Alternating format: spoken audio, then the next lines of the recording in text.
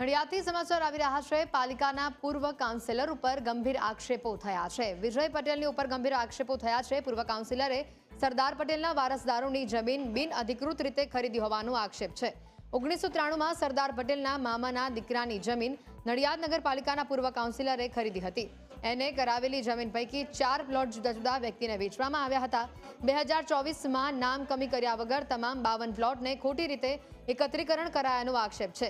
જિલ્લા કલેક્ટર કચેરીમાં અરજી કરાતા વિવાદ સર્જાયો છે। પૂર્વ કાઉન્સિલરે રૂપિયા પડાવવા આક્ષેપ કરાયાનો આ દાવો છે। આ જમીન હરેન્દ્રભાઈ વિઠ્ઠલભાઈ વિગેરા માલિકી હતી। એના ગણોતિયા જે છે ને પીપલક ગામના છોટાભાઈ ચતુરભાઈ ગણોતિયા હતા।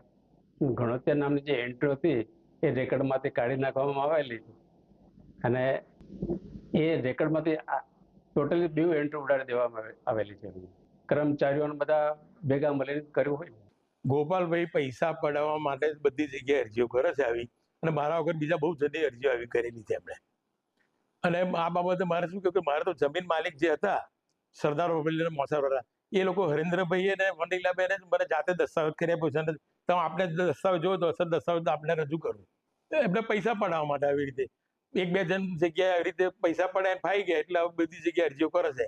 1993 સાલમાં એને થયેલું છે, અને દસ્તાવેજ જાતે જમીન માલિકે આવીને રજીસ્ટર કચેરીમાં આવીને કરી આપ્યા છે। અને જમીન માલિકે તો આ દિન સુધી કોઈ વાંધો લીધો જ નથી દસ્તાવેજ બાબતે। હવે આગળનું કાર્યવાહી કરવાનું છું। ગોપાલભાઈ અમે બદનક્ષીનો કેસ કરવાનો છું।